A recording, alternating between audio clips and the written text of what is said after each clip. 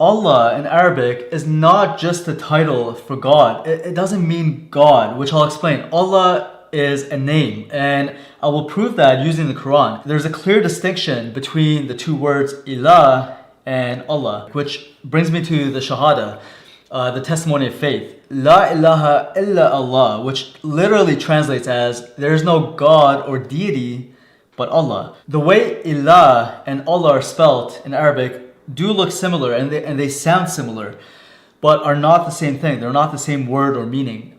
When you say la ilaha, ilah means God or gods, but Allah is a name, the name of Muhammad's God. So you're saying there's no God but that one, that precise name, la ilaha illa Allah.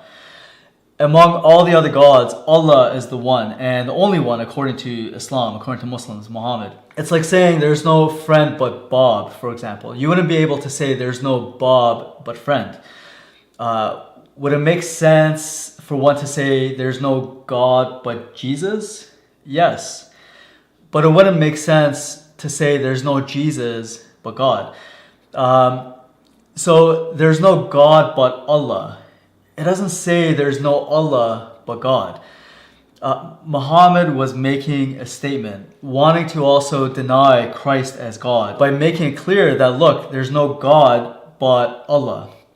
To further prove this point, I will use the Quran. In the Quran, in Surah 52:43, we read this. So in Surah 52:43, we read, or have they, this is Muhsin Khan's English translation, or have they an ilah, and he puts in parentheses, in brackets, a God other than Allah, glorified be Allah from all that they ascribe as partners to him. So here we see another clear distinction between ilahun and Allahi.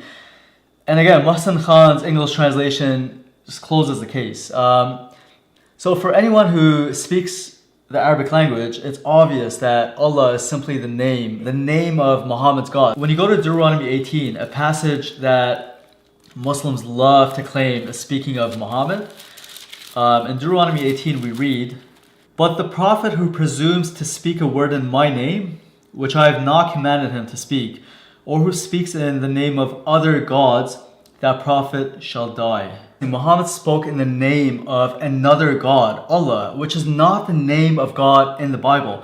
God in the Bible, his name is Yahweh.